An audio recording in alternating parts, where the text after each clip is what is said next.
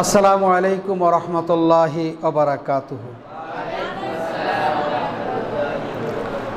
মহান রাব্বুল আলামিনের মহান দরবারে শুকরিয়া জ্ঞাপন করছি, যিনি আমাদেরকে 2025 সালের দাখিল পরীক্ষার্থীদের অর্থাৎ বর্তমান 10ম শ্রেণীর ছাত্রছাত্রীদেরকে আগামী পরীক্ষা সংক্রান্ত বিষয়ে প্রস্তুতিমূলক এবং আমাদের পরস্পর পরামর্শমূলক আলোচনা সভা। তো শুরুতেই মহান রাব্বুল আলামিনের শুকরিয়া জ্ঞাপন করছি, যিনি আমাদেরকে আজকের এই দিনটিতে এখানে একত্রিত হওয়ার তৌফিক দান করেছেন। আমরা বলি আলহামদুলিল্লাহ। সুপ্রিয় ছাত্রছাত্রীরা, তোমরা খুব দ্রুতই তোমাদের নির্বাচনী পরীক্ষা আগামী 20 অক্টোবর থেকে শুরু হবে। তোমরা ইতিমধ্যেই জানতে পেরেছ যে তোমাদের 20 অক্টোবর থেকে তোমাদের নির্বাচনী পরীক্ষা বা টেস্ট পরীক্ষা আরম্ভ হবে ইনশাআল্লাহ তাআলা।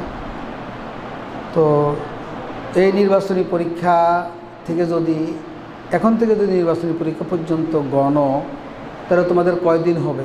খুব অল্প সময় আছে। আমরা হিসাব করছি সেদিন এক সাবজেক্ট বা এক বিষয় 2 দিন বা 3 দিন করে পড়বে। ধরো 3 দিন করে পড়লো। এই সময়ের ভিতরে 10ম এবং 9ম উভয়ের সিলেবাসটা তোমাকে কি করতে হবে?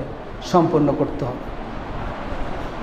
এই জন্য তোমরা লেখাপড়ার প্রতি আরও বেশি মনোযোগী হতে হবে। এই ব্যাপারে যদি কোনো রকম অলসতা করো, এই ব্যাপারে যদি কোনো ধীরস্থির মন মানসিকতা নিজের মধ্যে তৈরি করো অথবা অলসতা তৈরি করো, তাহলে এর দায়ভার, এর পরবর্তী যে কষ্ট, এগুলো তোমাকেই বহন করতে হবে। কোনো শিক্ষকও বহন করবে না, কোনো অভিভাবকও এটা দায়িত্ব বহন করবে না। অভিভাবক টাকা দিবে, কিন্তু তোমাকে তো পাশ করে দেওয়ার অভিভাবকের দায়িত্ব না। শিক্ষক পড়াবে, কিন্তু পাশ করার দায়িত্ব তো তোমার, নাকি? এই জন্য আমরা আগামী যে সময়গুলো আছে, এই সময়গুলো আমরা অত্যন্ত পরিকল্পিতভাবে আমাদেরকে ব্যয় করতে হবে এবং আমরা সকলেই একটা করে রুটিন তৈরি করব। সেই রুটিনটা হবে সেই সকাল থেকে কয়টায় আমি ঘুমের থেকে উঠব, তারপর থেকে শুরু করি রাত 11টা পর্যন্ত আমার যেই লেখাপড়ার যেই সময়সূচিগুলো, সেটা আমি নির্ধারণ করব। আমার ঘুমের সময় নির্ধারণ করব, আমার নামাজের সময় নির্ধারণ করব, আমার কয় ঘন্টা আমি কোন সাবজেক্ট লেখাপড়া করব, একবারে সাবজেক্ট আজকে কোন কোন সাবজেক্ট আমি পড়ব এবং কোন কোন চ্যাপ্টার পড়ব। এইভাবে আমরা কি করব? রুটিন তৈরি করে রুটিন মাফিক আমরা লেখাপড়া করব। তাহলে ইনশাল্লাহ আমরা সফলতা অর্জন করতে পারব। আর যদি এখানে আমরা ব্যর্থ হই, তাহলে আগামী দিন আমাদের জন্য অনেক কষ্টকর হবে। যদি তোমাদের পরীক্ষা কেন্দ্রীয় বা পাবলিক পরীক্ষা যদি জানুয়ারি বা ফেব্রুয়ারিতে হয়, তাহলে হিসাব করো টেস্ট পরীক্ষার পরে তুমি হয়তোবা 60-70 দিন সময় পাইবা। এই 60-70 দিনকে তুমি 15 দিয়ে যদি ভাগ করো, তাহলে দেখা গেছে তোমার 3 দিন বা 4-15-60 4 দিন, এক সাবজেক্ট 4 দিন মাত্র তুমি সময় পাবা টেস্ট পরীক্ষার পরে। সেই ক্ষেত্রে আমরা আমাদের এই সময় যতটুকু আছে, অর্থাৎ আজ থেকে শুরু করে পাবলিক পরীক্ষার শুরু হওয়ার আগ পর্যন্ত, এই সময়টুকু আমাদের কাছে অনেক মূল্যবান একটা সময়। এই সময়কে গুরুত্ব দিতে হবে। এই সময়কে কোনোভাবে নষ্ট করা যাবে না। যদি করি, ক্ষতিগ্রস্ত আমি নিজেই হব। দেখো, একজন পাগল সে কিন্তু নিজের মাথায় কোনোদিন বাড়ি দেয় না, সে লাঠি দিয়ে মানুষের মাথায় বাড়ি দেয়। ঠিক অনুরূপভাবে যদি তোমরা এই সময়টা, এই সুযোগটা কাজে লাগাতে ব্যর্থ হও, তাহলে তোমরা ওই পাগলের চাইতে নিকৃষ্ট। পাগলও নিজের মাথায় বাড়ি দেয় না, কিন্তু তুমি যদি লেখাপড়া না করো এবং এই দাখিল এক্সামে তুমি ভালো রেজাল্ট করতে না পারো বা ফেল করো, তাহলে তোমার জীবনে যে গ্লানি, তোমার জীবন থেকে যে একটা বছর নষ্ট হয়ে যাবে, আবার 1 বছর পরে তোমাকে পরীক্ষা দিতে হবে।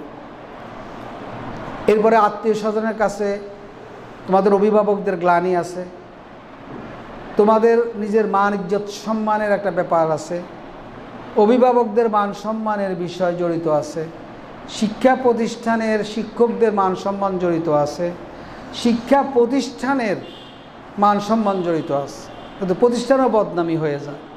এই জন্য আগামী যে সময়টুকু তোমাদের হাতে আছে সেই সময়টুকুকে একবার সূচি তৈরি করে করে আমাদের কি করতে হবে? ব্যয় করতে হবে। এ বিষয়ে আমরা বিভিন্ন মনীষীদের কথা আমরা উল্লেখ করতে পারি। যেমন ধরো সূর্যকে, একজন পণ্ডিত ব্যক্তিকে বলা হয়েছে যে আপনি আমাকে সময় দেন। তিনি বলছেন যে মানে যে তুমি সূর্যকে আটকাতে পারবা? সূর্যকে কোনোদিন আটকানো যাবে? সূর্য তার গতিতেই কি চলতেছে, চলবে, সে কারোর কথা শুনবে না। পৃথিবীর কোনো রাজা, বাদশাহ, কোনো প্রেসিডেন্ট, প্রধানমন্ত্রী কারোর কথা শুনবে? শুনবে না। তো যেহেতু শুনবে না, তাইলে আমার এই সূর্য যদি চলে যায় মানে আমার সময় চলে যায়। সেহেতু আমি যদি সময় নষ্ট করি, আমি যদি মোবাইল দেখে সময় নষ্ট করি, কারোর সাথে গল্প করে সময় নষ্ট করি, তাহলে এই সূর্যটা, এই সময়টা, এই সূর্যের এই আজকে এখন কটা বাজে? ধরো এখন কটা বাজে? এখন কত? 11টা 20। এই 11টা 20 কি আর ফিরে আসবে? ফিরে আসবে? 11টা 20 আর তোমার জীবনে ফিরে আসবে না। 2024 সালের 10 তারিখ 11টা 20 তোমার জীবনে ফিরে আসবে না। আজকে যে সূর্যটা উদিত হয়েছে, এই সূর্যটা কি আর উদিত হবে না। অতএব তুমি যত সময় নষ্ট করবা, অর্থাৎ তুমি জানো সূর্যের সাথে যুদ্ধ করতেছ, তোমার সময়ের সাথে যুদ্ধ করতেছ, তুমি একটা ক্ষতির দিকে তুমি ধাবিত হয়ে যাচ্ছ। এই জন্য আমরা কি করব? আমরা আমাদের সময়কে সুন্দরভাবে ব্যয় করব।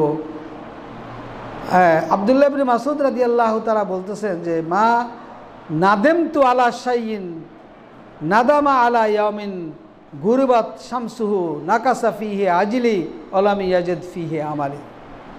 আমার যে কর্ম, আমার যে কাজ, আমার যে দায়িত্ব, আমার যে কর্তব্য, আমি সেটা সমাধান করতে পারলাম না, কিন্তু কি হয়ে গেল? আমার থেকে সূর্য চলে গেল। তাহলে আমি যে দায়িত্ব পালন করতে পারলাম না, তো আমি কি হলাম? আমি লজ্জিত হলাম, আমি শর্মিন্দা হলাম যে আমি আমার কাজটা কি করতে পারলাম না। আমি আজকে আমার যে পড়াটা আমি ঠিক করতে পারলাম না, তাহলে আমি কি হলাম? আমি নিজকে তিরস্কার করলাম, নিজে লজ্জিত হয়ে গেলাম। অতএব আমরা আমাদের সময়গুলোকে কিভাবে কাটাবো এটা আমাদের সিদ্ধান্ত নেওয়া উচিত। কল্যাণকর কর্ম ছাড়া, আরেকজন মনীষী বলছেন যে কল্যাণকর কর্ম ছাড়া যে দিন কাটানো হয় সে দিনটা নিজের উপর জুলুম করা হলো। যে দিনটা তুমি লেখাপড়ায় ব্যয় করলা না, এখন তো তোমার লেখাপড়া ছাড়া আর কোনো কাজ নেই, ডিউটি নেই। যে দিনটা তুমি লেখাপড়ায় ব্যয় করতে পারলা না, সেই দিনটা তুমি তোমার নিজের উপরে জুলুম করেছো। কার উপরে জুলুম করছো? কারণ আমি কি আমার ক্ষতি করব? আমার ক্ষতি মানে আমি কি জুলুমের মধ্যে লিপ্ত রয়েছে, আমি আমার নিজের ব্যক্তির উপরে আমি জুলুম করেছি। একটা দিন নষ্ট করা, একটা ঘন্টার সময় নষ্ট করা মানে হলো আমি আমার উপরে কি করেছি? জুলুম করেছি। এটা কারোর উপরে না। তোমার এই যে জুলুম করছো, এর ক্ষতিগ্রস্ত সবটুকু তোমাকে নিতে হবে। বাবা মাও দায়িত্ব নিবে না, টিচাররাও দায়িত্ব নিবে না, তোমার ফেলের দায়িত্ব কেউ নিবে না। ফেল করার পরে তোমাকে কেউই দেখতে পারবে না, সবাই তোমাকে তিরস্কার করবে। হাসান বসরি তিনি বলছেন, ইয়া ইবনে আদম ইন্নামা আনতা আইয়াম ফাইজা জাহাবা ইয়াউমুন জাহাবা বাদুকা। তোমার জীবন থেকে তোমার একটা দিন চলে যাওয়া মানে হলো তোমার জীবনের একটা অংশ চলে গেছে। কথা ঠিক কি না? তোমার ধরো ছাত্র জীবন, তোমার 25 বছর পর্যন্ত তোমার ছাত্র জীবন থাকবে। একটা দিন নষ্ট করছো মানে কি? তো 25 বছর একটা দিন তুমি নষ্ট করে দিয়েছো, একটা ঘন্টা নষ্ট করছো, এটাই তুমি নিজেই ক্ষতিগ্রস্ত হয়েছো। একজন বুজুর্গ ব্যক্তি বলছিলেন যে ইয়া ইবনে আদম আনতা ফি হাদামি উমরিকা মুনযু ওয়ালাদাত মিন বাতনি উম্মিকা। তোমার মায়ের পেট থেকে তুমি জন্ম নিয়েছো সেদিন থেকে কি তোমার সময়গুলো কি অতিবাহিত হয়ে যাচ্ছে। কারণটা কি? কারণটা হলো আমাদের বয়সটা নির্ধারিত। একদিন যাওয়া মানে কি আমার জীবন থেকে কি একটা সময় চলে যাওয়া। আমাদের দেশে জন্মদিবস পালন করে না, এরা হলো কি বেআক্কল। এটা কি বলে কেন বেআক্কল, কেন বেকুফ, কেন? কারণটা হলো আচ্ছা কারো কিছু হারিয়ে গেলে সে খুশি হয় নাকি বেজার হয়? কোনটা হয়? তাহলে তার জীবন থেকে একটা বছর চলে গেছে, দেখা গেছে সে অনেক ভালো কাজ করতে পারে নাই, তাকে খুশি হবে না সে আরও মনে কষ্ট পাবে? কোনটা? তাহলে আমার সম্পদ হলো আমার সময়, আমার মূলধন হলো আমার সময়। আমার মূলধন নষ্ট হয়ে গেছে 1 বছরের, তাহলে জন্মদিবস পালন করা আনন্দ করার সুযোগ নেই, বরং কি এই দিনটা দুঃখ করা উচিত, আত্মসমালোচনা করা উচিত যে আমি 1 বছরে আমার কিভাবে আমি সময়টা কাটাইছি, কতগুলো খারাপ সময় আমি কাটাইছি, আমি ভালো সময় কাটাতে পারি নাই। এই জন্য কী করা তারা আফসোস করা দরকার, আত্মসমালোচনা করা দরকার। এরপরে আমরা যে জীবন কাটাচ্ছি সেটা হলো কি 2 যানবাহনের যাত্রী। আমরা 2টা যানবাহন, একটা রাত্রি আটা হলো কি দিন।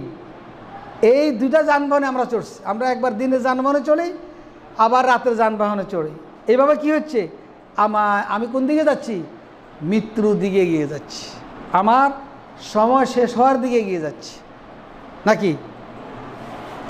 রাত আসলো মানে কি আনন্দের বিষয়, মানে আমার জীবন থেকে দিন চলে গেছে। আবার দিন আসা মানে কি আমার জীবন থেকে একটা রাত চলে গেল। কিন্তু আমরা বুঝি না, আমরা এত বেকুফ মানুষগুলো, মনে হয় যেন আমি আমি আমি জন্ম দিবস পালন করতেছি, আমি আনন্দ উল্লাসে মেতে আছি, কিন্তু আমি এটা বুঝি না যে আমার জীবনের সময় চলে যাচ্ছে, আমি সেটাকে মূল্যায়ন করতে হবে। এরপরে যারা জ্ঞানী, যারা বুদ্ধিমান, যারা পণ্ডিত, তাদের কি তারা ধন সম্পদের চাইতেও বেশি সংরক্ষণ করে সময়কে বেশি মূল্যায়ন করে। কারণ ধন সম্পদ একবার হারিয়ে গেলে আবার আসবে, টাকা কামাই করছি হারিয়ে গেছে আবার কামাই করব, ব্যবসা ক্ষতিগ্রস্ত হয়েছে আবার ব্যবসা করব। কিন্তু সময় চলে গেলে আর এই সময়কে খুঁজে পাওয়া যাবে না। আমার জীবন থেকে এই যে আমি কথা বলতেছি, আমার তো 5 মিনিট কথা বলতেছি, ধরো এই 5টা মিনিট কি আর খুঁজে পাবো না। এই জন্য যারা জ্ঞানী, যারা গুণী, তারা সম্পদের চাইতে, টাকার চাইতে তারা কি বলে, তারা সময়কে কি করে মূল্য দেয় বেশি। আমি সময়টা কিভাবে ব্যয় করলাম, সময়টা কি টাকার চাইতে মূল্যবান, সম্পদের চাইতে মূল্যবান কি সময়। কথা বুঝে আসছে? তাহলে আজকে আমরা সময় কিভাবে নষ্ট করেছি? আমাদের প্রতিটি নিঃশ্বাস, আচ্ছা আমি একটা নিঃশ্বাস ফেললাম, এই নিঃশ্বাসটা কি আমার জীবনে নেওয়ার সময় আছে? যে এটা চলে গেল, যে নিঃশ্বাসটা আমি ফেললাম, এটা আমি ফিরে পাবো আর?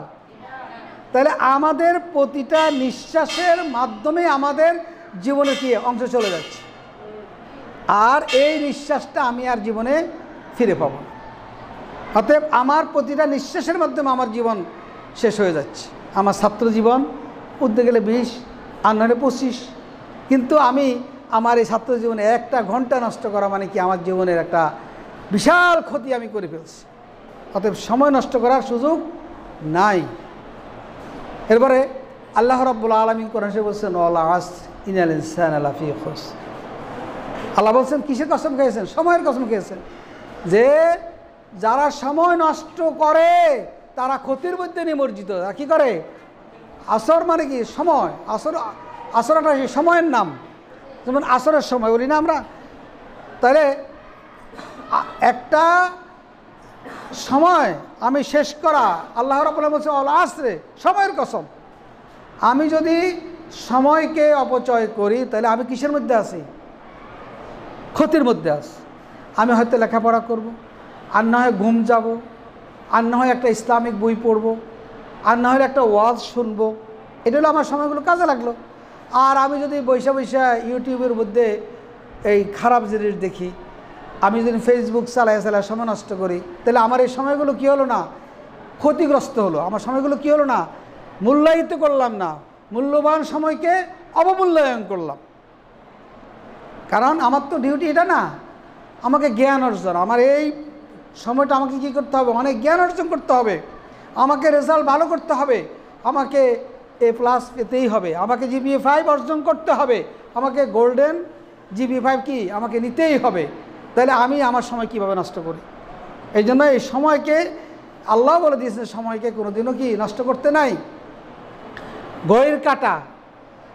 ঘড়ির কাঁটা যে চলে, ঘড়ির কাঁটা কারোর জন্য অপেক্ষা করে? হ্যাঁ, ঘড়ির কাঁটা অপেক্ষা করে? একটা কাঁটা এই কথা বলে যে এই ছেলেটা তো এখনও, এই যে উনি প্রিন্সিপাল সাহেব উনি বক্তব্য দিতেছেন, কাঁটাটা এখন তো ওনার সময়ের দাম আছে, তো ঘড়ির কাঁটা কি চলবে না? টিক করে ঘড়ি কি চলতেই থাকে। অতএব ঘড়ির কাঁটার মতো কি আমাদের সময়গুলো চলে যাচ্ছে। ঘড়ির কাঁটা কোনো রাজা বাদশার জন্য অপেক্ষা করবে না। হাসিনার যেই পতন হলো, কি ঘড়ির কাঁটা কি আটকে আসছিল? তার পতনের সময়টা এগিয়ে আসছে, সে তো টিকে থাকতে পারলো না। সে যদি ছাত্রদের সাথে লেয়াজ করতে পারতো, সময় মতো সে সময়কে মূল্যায়ন করতে পারতো, যে সময় চলে যাচ্ছে আমি ছাত্রদের সাথে বসি। সে বলছে ছাত্রদেরকে কি রাজাকার। তাহলে এই শয়তানি করলো, সে অপচয় করলো, সে দেশের ক্ষতি করলো, জাতির ক্ষতি করলো।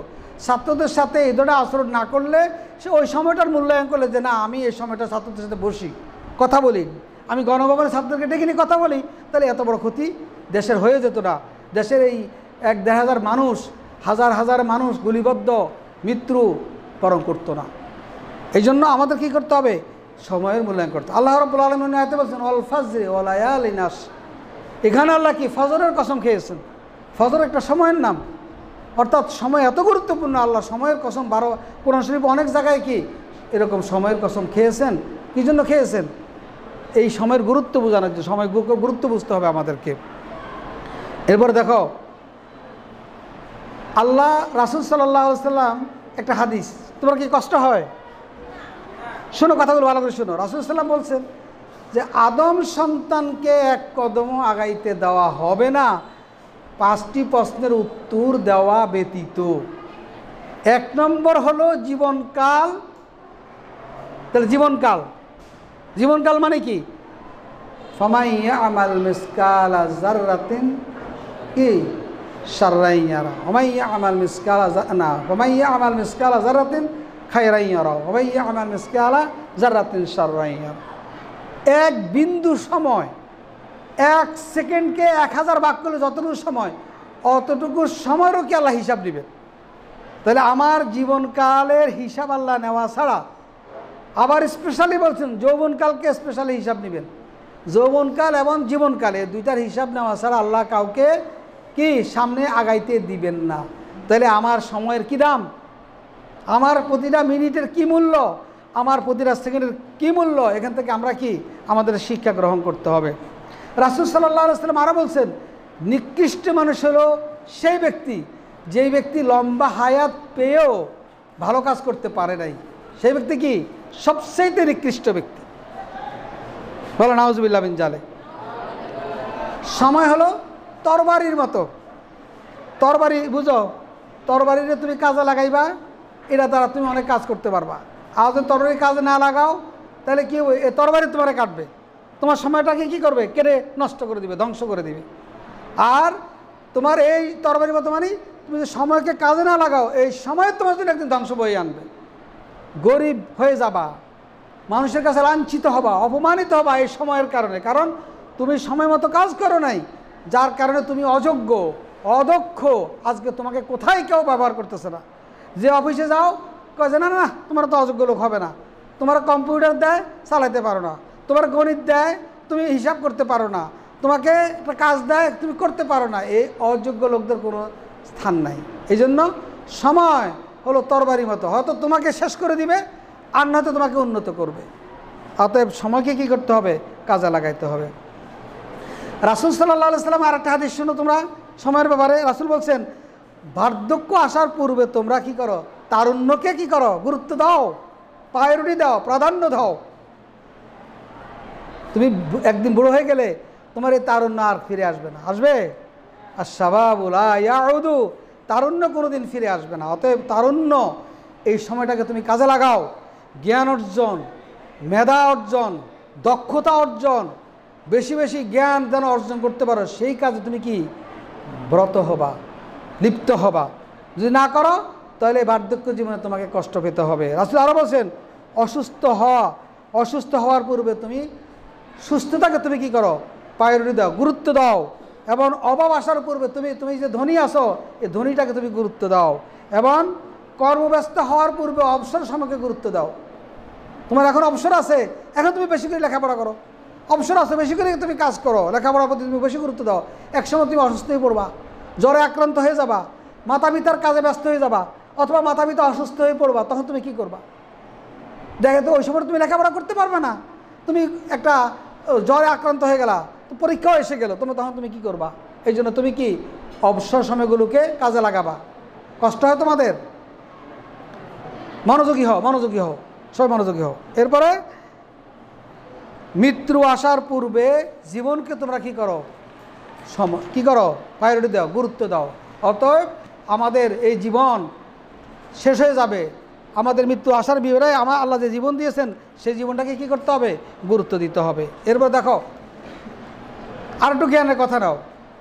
এক বছরের কি মূল্য, তুমি যদি একজন ফেল করা ছাত্রকে জিজ্ঞেস করো যে 1 বছরের কি মূল্য, সে বলতে পারবে। আমাদের কাছে এবার দাখিল ফেল করলো, একবারই যন্ত্রণা করতেছে, স্যার আমাকে আলেমে ভর্তি করে ক্যাম্পে, তোমার এক সাবজেক্ট ফেল করেছে, স্যার আবার পরীক্ষা দেবে না। আর তুমি 1 বছর ওয়েট করতেই হবে, আবার তুমি পরীক্ষা দেওয়ার কোনো সুযোগ নেই, তোমাকে ভর্তি করার কোনো সুযোগ নেই। কত কান্নাকাটি করছে, একটা মেয়েও কান্নাকাটি করছে। অতএব একজন ফেল করা ছাত্র যদি জিজ্ঞেস করো, তাহলে সে বলতে পারবে যে 1 বছরের কি গুরুত্ব, কি মূল্য। এরপরে 1 মাসের কি মূল্য। তুমি যদি একজন মাকে জিজ্ঞেস করো, ধরো একজন মায়ের প্রাপ্তবয়স্ক না হতে, সন্তান যে পরিমাণ গর্ভে থাকা দরকার না হতে সন্তানটা প্রসব হয়ে গেছে গা, এই মাকে জিজ্ঞেস করো যে 1 মাসের কি মূল্য। এই মা বলতে পারবে যে কি কষ্ট করে একজন সন্তান নিয়েছে, আজকে সন্তানটা যে পৃথিবীতে আসতে পারে না ভালোভাবে, সেই মাকে জিজ্ঞেস করবা। অত 1 মাসের কত গুরুত্ব সেই মাই বলতে পারবে। 1 সপ্তাহের গুরুত্ব কত, মূল্য কত তুমি বলতে পারবা। কি একজন কালামিস্ট যে লেখে অর্জন করে, মানে টাকা পয়সা অর্জন করে, কিন্তু 1 সপ্তাহ সে লিখতে পারে নাই। এই 1 সপ্তাহ না লেখার কারণে তার ঘরে কত অভাব, তাকে জিজ্ঞেস করো যে সে কি 1 সপ্তাহের কি মূল্য। তুমি 1 দিনের কি মূল্য তুমি বুঝতে পারবা। কি কাকে জিজ্ঞেস করলে? যে অসুস্থতার কারণে ঘরে 6 জন লোক খাওয়ার, পরিবারে 6-7 জন লোক খাওয়ার, কিন্তু অসুস্থতার কারণে আজকে রোজগার করতে পারে নাই, রোজগার করতে পারে নাই। এই লোকটাকে যদি জিজ্ঞেস করো যে 1 দিনের কি মূল্য, সে বলতে পারবে যে আমার 6টা লোক উপবাস থাকতে হবে। অথবা 1টা দিনের কি মূল্য ওই ব্যক্তিকে জিজ্ঞেস করো। যে ব্যক্তি গরিব কিন্তু অসুস্থতার কারণে সে কাজ করে অর্জন করতে পারে নাই, তার সন্তানেরা হাউমাউ করে কাঁদছে, খাওয়া দিতে পারছে না। অত 1 দিনের কি মূল্য তুমি তাকে জিজ্ঞেস করো। 1 ঘন্টার কি মূল্য তুমি একজন প্রেমিককে জিজ্ঞেস করো, যে ব্যক্তি ওই যে রমনা পার্কে যাওয়া তার প্রেমিকের জন্য অপেক্ষা করতেছে, যে 1 ঘন্টা তার কাছে কত গুরুত্বপূর্ণ তাকে জিজ্ঞেস করো, সে বলতে পারে যে কত গুরুত্বপূর্ণ। অতএব সময় আমাদের কাছে কত মূল্যবান জিনিস, এটা সে বলতে পারবে। এরপরে তুমি 1 মিনিটের মূল্য কতটুকু। তুমি ট্রেনের টিকিট কাটছো, কত 2000 টাকা দিয়ে ভিআইপি তুমি ট্রেনের টিকিট করলা, কিন্তু 1 মিনিটের জন্য তুমি ট্রেনটা মিস করছো। যে মিস করছে তাকে জিজ্ঞেস করো যে 1 মিনিটের কি মূল্য। 1 মিনিটের কারণে যে ট্রেন মিস করছে, ট্রেনে যাইতে পারে নাই, তার কাছে জিজ্ঞেস করো যে 1 মিনিটের কত মূল্য। 2000 টাকা কি শেষ, আবার কি যাওয়া হলো না, প্রয়োজনীয় কাজগুলোও কি সারা হবে না। অতএব তার কাছে জিজ্ঞেস করো। যে ব্যক্তি বিমানের 20,000 টাকা 50,000 টাকা টিকিট করলো, 1 মিনিট আগে বিমানটা ছেড়ে দিয়ে গেছে, এখন তাকে জিজ্ঞেস করো 1 মিনিটের কত মূল্য। দেখো সময়ের কি দাম, তাকে জিজ্ঞেস করলে তুমি বুঝতে পারবা। এরপরে 1 সেকেন্ডের কি মূল্য তুমি বুঝতে পারবা। যে ব্যক্তি দুর্ঘটনা, আরে 1 সেকেন্ডের জন্য আমি যদি না হারে রিক্সাটা যদি একটু এইভাবে চালাইতো, তাহলে আমরা এই দুর্ঘটনা করতাম না। এই বাসটা 1 সেকেন্ডের কারণে 1 সেকেন্ড যদি একটু পরে ছাড়তো, বা 1 সেকেন্ড যদি একটু ঘুরে ছাড়তো, তাহলে তার আরেকটা বাসের সাথে সংঘর্ষ খাইতো না। আজকে কতগুলো মানুষ আহত হলো, নিহত হলো। 1 সেকেন্ডের কী মূল্য সে তাকে জিজ্ঞেস করো।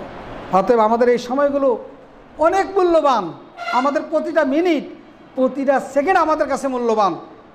এই মূল্যবান সময়গুলো কি করা যাবে না, নষ্ট করা যাবে না। মানুষ বসবাস করে কোথায়? কি নোয়াখালী, কুমিল্লা, চিটাগাং, ঢাকা, তোমার এই যে আমেরিকা? না, এটা মিথ্যা কথা।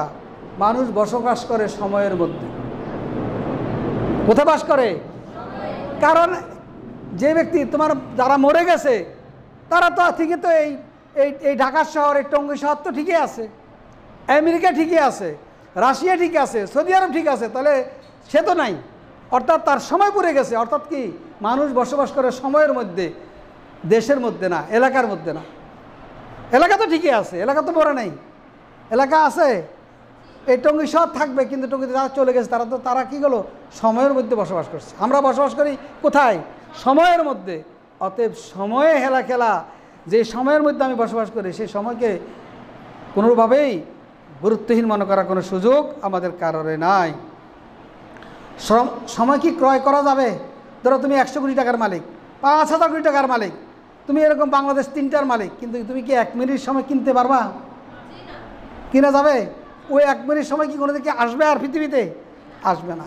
সময় এমন একটা সম্পদ, এমন একটা মূল্যবান, যে সময়কে কেউ কিনতে পারে না। কোটি কোটি টাকার মালিক হলেও কি সময়কে ক্রয় করা যায় না। এই জন্য বছরের প্রথম থেকে যারা লেখাপড়া করে নাই, তারা পরীক্ষা আসলে হতাশা হয়ে কি পড়তে গিয়ে কী করে, তারা পর ফেল করে বসে থাকে। এই জন্য তোমরা যদি এখন থেকে লেখাপড়া না করো, ফেল করে তো তোমার আর লাভ হলো না। তুমি যদি এখন সময় কাজে না লাগাও, আর পরীক্ষার আসলে তুমি পড়লা, কিন্তু তুমি কী করে কভার দিতে পারলা না, শেষ করতে পারলা না, সিলেবাস শেষ করতে পারলা না, তাহলে এর ক্ষতিটা দায়িত্বটা নেবে কে?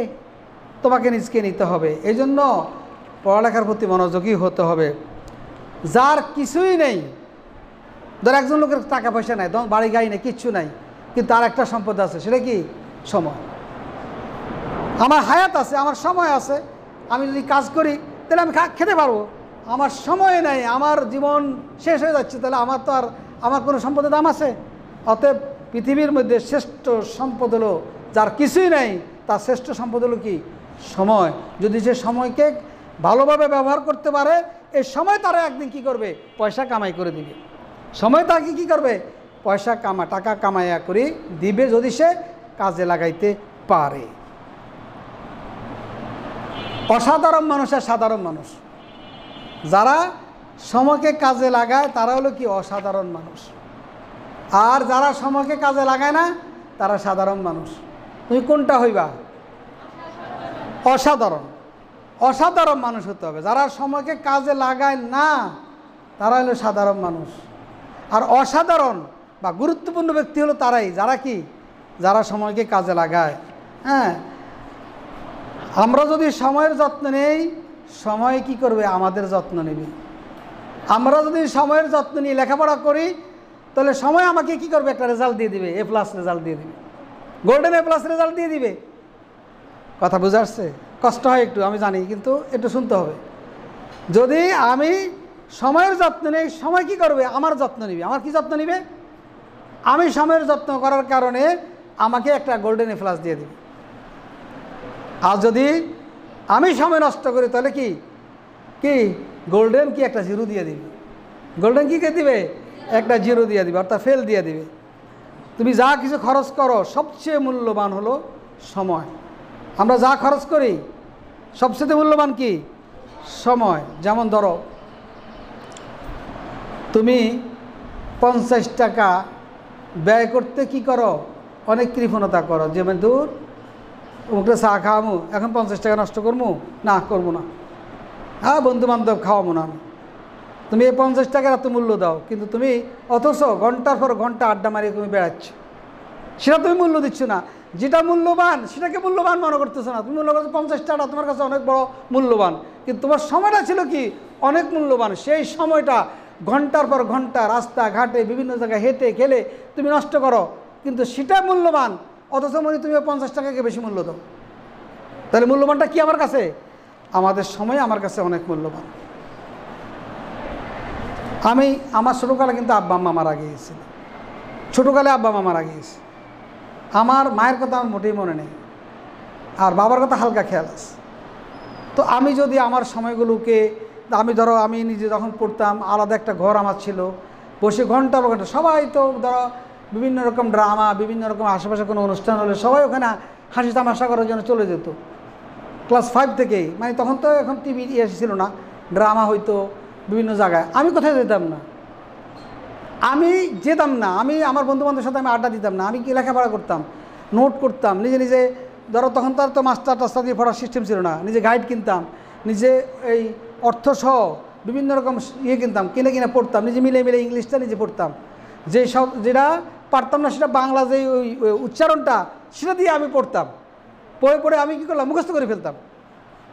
এখনও আমি বায়োলজির অনেক কিছু আমার মনে আছে, একবার ওই যে ব্যাঙের যে অংশগুলো পুরা বা স্টোমাকের যে অংশগুলো সব আমি মুখস্থ করে ফেলছি। তো এখন যদি আমি সেই সময় আমার আব্বা নাই আম্মা নাই, আমি যদি এই সময়গুলো নষ্ট করতাম তাহলে এখানে প্রিন্সিপাল হতে পারতাম? তো আমি সময়কে কাজে লাগিয়েছি, আমি সময় নষ্ট করিনি। আমি আমার মাতা পিতা, আমাকে শাসন করার কেউ ছিল না, আমি ইচ্ছে করলে আমার এই সময়গুলোকে আমি তো আনন্দে উল্লাসে কাটাতে পারতাম, কিন্তু না, আমি আমার সময়কে আমি কুফাতে ব্যয় করি নাই। আলহামদুলিল্লাহ, আল্লাহ রাব্বুল আলামিন আজকে এই 30টা বা 32টা বছর এখানে আমি প্রিন্সিপালগিরি করতেছি। এমনকি আমার দেখো এখানে যে প্রিন্সিপাল হলাম, আমি কিন্তু একটা ভাঙ্গা ঘর, এখানে এত ভাঙ্গা ঘর, মানে এখানে তোমরা আজকে কোনোদিনও তোমাদের মতো ছেলেমেয়েরা আজকে ক্লাস করতে না, এরকম একটা ভাঙ্গা ঘর ছিল এটা, এই যেটা এখানেই, মানে এক একটা রুমের ভিতরে মুরগির খাঁচার মতো। এইটা ধরো এই রুমটা 4টা রুম আছিল, এরকম ঘর ছিল, এর মধ্যে একটা ভ্যাস ঢুকেতে কষ্ট হইতো। সেখান থেকে আজকে যদি আমার মেধা, আমি যদি সময়গুলো ব্যয় না করতাম তাহলে আজকে প্রতিষ্ঠান এইভাবে গড়ে উঠতে পারতো না। ঠিক এইভাবে সময়কে তুমি ব্যয় করলে সময় তোমাকে একটা ভালো কিছু দিবে। আজকে একটা প্রতিষ্ঠান ঢুকলে সবাই খুশি হয় না? এই প্রতিষ্ঠান কী অবস্থা ছিল, কি করুণ অবস্থা ছিল, মাটি লাফাইতাম, প্রতি 6 মাস পর মাটি দিয়ে লাফাইতাম। আজকে তো আলহামদুলিল্লাহ আমি সময় দিয়েছি, আজকে প্রতিষ্ঠান গড়ে উঠছে আলহামদুলিল্লাহ। সুন্দর লাগে না এখন প্রতিষ্ঠানটা? তখন কেউ ঢুকতো না, এবং সিনিয়র মাদ্রাসা এটা তো একটা ভাঙ্গা ঘর বলতো। ঠিক আছে, জীবন এমন সময়, শ্রেষ্ঠ শিক্ষক আমাদের কে জানো? আমার জীবন এবং আমার সময়। আমার সময় থেকে আমার শিক্ষা নিতে হবে, আমার জীবন থেকে আমার শিক্ষা নিতে হবে, এটাই আমার বড় শিক্ষক। আমি তোমাদের বড় শিক্ষক নয়, তোমার বড় শিক্ষক হলো তোমার সময় আর তোমার কি জীবন, এটাই হলো তোমার বড় শিক্ষক। জীবন থেকে শিক্ষা নিতে হবে এবং সময় থেকে কি করতে হবে, শিক্ষা নিতে হবে। আমরা আজকে কী করি, অমুক নায়িকা আসছে অটোগ্রাফি নেই, কেন? আরেকজনের অটোগ্রাফি নেওয়ার জন্য সময় নষ্ট করার সুযোগ নাই। তোমার নিজের অটোগ্রাফি আরেকজন নিবে, সেই জন্য তুমি কী করো, চেষ্টা করো। আরেকজনের অটোগ্রাফি নেওয়া সময় নষ্ট করার সুযোগ নেই, তোমার নিজে কেন, আরেকজন এসে তোমার অটোগ্রাফি নিতে পারে। এই যে খেলোয়াড় কিনা, ওর নাম সাকিব আল হাসান। সাকিব আল হাসান, তুমি নিজকে তৈরি করো, কথা বুঝে আসছো? তুমি নিজকে আজকে বড় কিছু তৈরি করো, ভালো একজন তুমি নিজকে ভালোভাবে তৈরি করো। তোমার অটোগ্রাফি নেওয়ার জন্য অন্যরা আসবে, তুমি কেন আরেকজন অটোগ্রাফি নেওয়ার জন্য সময় নষ্ট করবা? ঠিক আছে। এরপরে আল্লাহর দেওয়া যে যোগ্যতা, আল্লাহ তোমাকে যে দক্ষতাগুলো আল্লাহ দিয়েছেন, দেখো তুমি নিজকে দিকে তাকাও, তোমার চেহারার দিকে তাকাও, তোমার চোখগুলোর দিকে তাকাও, তোমার হাত পাগুলোর দিকে তাকাও। তোমার মতো আর কত মানুষ আছে আজকে হাঁটতে পারে না, পা নাই। তোমার মতো কত মানুষ আছে চোখ নাই। তোমার মতো কত মানুষ আছে আজকে অটিজম, মাথায় কিছু চিন্তা করতে পারে না, ব্রেন নাই, মেধা নাই। কত মানুষ আছে কুৎসিত, কালো, অসুন্দর। তোমাকে আল্লাহ এত সুন্দর করে বানিয়েছেন, এত সুন্দর চেহারা দিয়া, নাক, কান, চোখ সব তোমাকে এত সুন্দরভাবে আল্লাহ দিয়েছেন। এই আল্লাহর দেওয়া এই যে যোগ্যতা, এই দক্ষতাগুলো, এগুলো এক একটা স্কিল। তোমার চোখে দেখতে পারো একটা স্কিল, কানে শুনতে পাও এটা একটা স্কিল, তুই নাকে নিঃশ্বাস নিতে পারো একটা স্কিল, কথা বুঝাচ্ছি, বুকে ধারণ করতে পারো একটা স্কিল, মাথায় চিন্তা করতে পারো একটা স্কিল। এই স্কিলগুলো কে দিয়েছেন? আল্লাহ দিয়েছেন। এই দক্ষতাগুলো আল্লাহ দান করছেন। এই দক্ষতাগুলোকে কাজে লাগিয়ে তোমরা ইনশাল্লাহ 2025 সালের দাখিল পরীক্ষার্থীরা একটা ভালো রেজাল্ট উপহার দিবে। আমি সেই প্রত্যাশা করতে পারি কি না? এটি ইনশাল্লাহটা আরও জোরে বলো। তো আমি এই প্রত্যাশা করতে পারি যে তোমরা সকলে মিলে 2025 সালে দাখিল পরীক্ষার্থী ছাত্রদের একটা ভালো রেজাল্ট আমাদেরকে উপহার দিবা, বলো ইনশাআল্লাহ। তো আমি আশা করছি ইনশাআল্লাহ তোমাদের সাথে আমার আরও কথা হবে। তোমাদের ক্লাসগুলোতে কোনো সমস্যা আছে কি না, তোমাদের বিষয়ের সিলেবাসগুলোতে কোনো সমস্যা আছে কি না, তোমাদের কোন বিষয়ে তোমরা বুঝো না সেই বুঝার ব্যাপারে আমি কি সহযোগিতা করতে পারি, সেগুলো তোমরা আমাকে তাৎক্ষণিকভাবে আমাকে জানাইবা। কোন কোন সাবজেক্টের সিলেবাস শেষ হয় নাই, কোন শিক্ষক ক্লাসে এসে তোমাকে তোমার প্রশ্নের উত্তর না দিয়ে তোমাকে ধমক দেয় বা তোমার সাথে খারাপ রূঢ় আচরণ করে, সেগুলো আমাকে জানাবা। অল্প সময় আছে, এই অল্প সময়ের মধ্যে আমাদেরকে কি করতে হবে, এই অল্প সময়ের মধ্যে আমাদেরকে অনেকগুলো মেধা গ্রহণ করতে হবে। প্রতিটা বিষয়ে আমাদেরকে A+ পাওয়ার সিদ্ধান্ত নিতে হবে, নাকি বলো ইনশাআল্লাহ?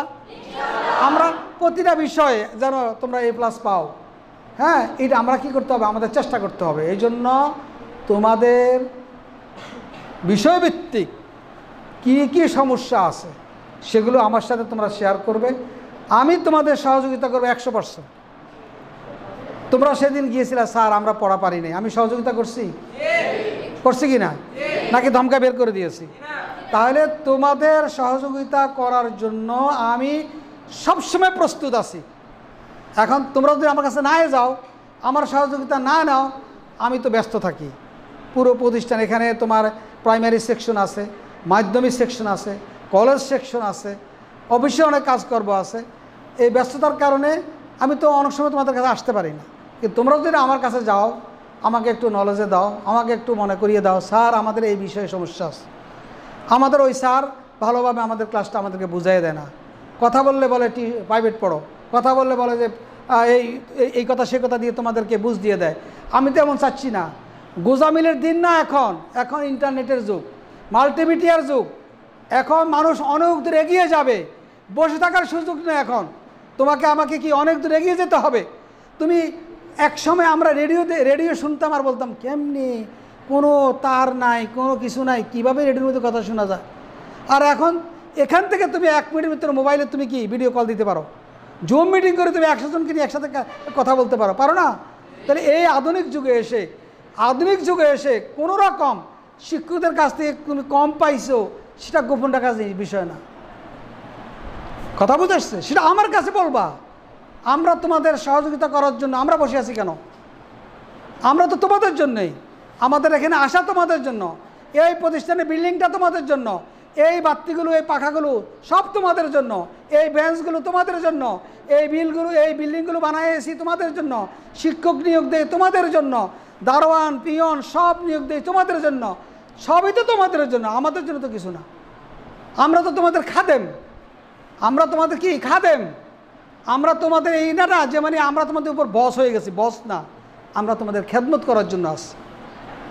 এটা না তোমাদের ছড়ি ঘুরানোর জন্য না, নিয়ে শুধু শাসন করে করা ব্যাত লাগানোর জন্য আমরা আসি নাই। আমাদের কাজ হলো তোমাদের সহযোগিতা করে তোমাদেরকে এগিয়ে দেওয়া, যেন তোমরা ভালো রেজাল্ট করে তোমাদের ভবিষ্যৎ যেন সুন্দর হয়, দেশ এবং জাতির যেন খেদমত তোমরা সুন্দরভাবে করতে পারো। তোমাদের ভিতরে এমন কিছু দক্ষতা সৃষ্টি করে দেওয়া, যে দক্ষতা দিয়ে তোমরা কি করবা, দেশ চালাইতে পারবা, দেশের মানুষের খেদমত করতে পারবা। আজকে যে ছাত্ররা আন্দোলন করে, ছাত্রদের আন্দোলনে একটা সরকার পরিবর্তন হয়ে, আবার যে ছাত্ররা আন্দোলন করেছে শুধু মেধার জন্য, মেধা কোটা বাদ দিয়ে মেধার জন্য, সেই ছাত্ররা আজকে উপদেষ্টা, আজ তারা মন্ত্রী হয়ে গেল। তোমরা এখান থেকে শিক্ষা নাও, যে ছাত্ররা আন্দোলন করলো মেধার জন্য, সেই ছাত্ররা আজকে মন্ত্রী হয়ে গেল। অতএব তোমরা আবার আগামী দিনের ভবিষ্যৎ, তোমরা আগামী দিন তোমাদের মেধা দিয়ে, যোগ্যতা দিয়ে, দক্ষতা দিয়ে এই বাংলাদেশে তোমরা এগিয়ে নিবা। সেই সিদ্ধান্ত নিয়ে তোমরা লেখাপড়া করবা। লেখাপড়া করা শুধুমাত্র এইটা না যেটা হজ পড়লো কিছু লেখাপড়া করে একটা সার্টিফিকেট লওয়া না, দক্ষতা অর্জন করতে হবে, ইংলিশে দক্ষতা থাকতে হবে, আরবিতে দক্ষতা থাকতে হবে, কেমন? এরপরে তথ্য প্রযুক্তিতে কি অনেক বেশি দক্ষতা থাকতে হবে। এখন তথ্য প্রযুক্তির যুগ, আইসিটির উপর তোমাদের ভালো কি দক্ষতা থাকতে হবে। আমাদের আইসিটি ল্যাব আছে, বাংলাদেশে কয়টা স্কুল কলেজেই ল্যাব নেই অনেক, আর আমাদের এখানে আইসিটি ল্যাব, কত সুন্দর একটা ল্যাব আমাদের আছে। অতএব তোমাদের দক্ষতা বৃদ্ধির জন্য, তোমাদের প্রযুক্তির উপর দক্ষতা বৃদ্ধির জন্য, তথ্যের উপর তোমাদের অভিজ্ঞতা বৃদ্ধির জন্য তোমাদের যে কোনো সহযোগিতা লাগে আমরা সহযোগিতা করতে প্রস্তুত আছি ইনশাআল্লাহ। তো আমি আশা করছি তোমাদের কাছে আজকের এই সেশনটা আমাদের মূলত উদ্দেশ্য হলো যে তোমাদের আগামী পরীক্ষার জন্য তোমরা যেন খুব দ্রুতই প্রস্তুতি নাও। টেস্ট পরীক্ষায় ফেল করলে পরীক্ষা দেওয়ার কোনো নিয়ম নেই, অতএব তোমাদের টেস্ট পরীক্ষা পাস করতেই হবে, এই সিদ্ধান্তই তোমরা লেখাপড়া করতে হবে ইনশাআল্লাহ। আমি তোমাদের কল্যাণ কামনা করছি, তোমাদের সফলতা কামনা করছি, তোমাদের এই আগামী নির্বাচনী পরীক্ষা তোমরা ভালো রেজাল্ট করবে, পাবলিক পরীক্ষা ভালো রেজাল্ট করবা, এবং আগামী দিন তোমরা এখানে আলেম পাস করে ভালো ভালো ইউনিভার্সিটিতে তোমরা ভালো ভালো জায়গায় তোমরা লেখাপড়া করবা, সে রিয়াদ ইউনিভার্সিটিতে লেখাপড়া করবা, মদিনা ইউনিভার্সিটিতে লেখাপড়া করবা, তুরস্ক ইউনিভার্সিটি চলে যাবা, ইনশাআল্লাহ ভালো ভালো ইউনিভার্সিটিতে তোমাদেরকে ভর্তির ব্যবস্থা করে দেবো ইনশাআল্লাহ, নাকি? তা এই জন্য আমি তোমাদের কাছে পরামর্শ চাচ্ছি, তোমাদের কাছে আমার আবেদন হলো একটাই, যে তোমাদের সমস্যাগুলো যেন আমি জানতে পারি, তোমাদের অসুবিধার কথাগুলো যেন আমি জানতে পারি, তোমাদের কি কি প্রবলেমে তোমরা আসো সেটা যেন আমার নলেজে আসে। তোমাদের স্যার পড়ায় না সেটা আমি জানি না কেন, আমি জানবো না কেন? তাহলে আমি তোমাদের সকলকে ধন্যবাদ জানিয়ে, এবং আমি আশা করি আগামী দিন তোমরা সব কিছু আমাকে নলেজ দেবা, তোমরা আমাকে প্রিন্সিপাল মনে করবে না, তোমাদের একজন ফ্রেন্ড মনে করবা। কেমন বন্ধু?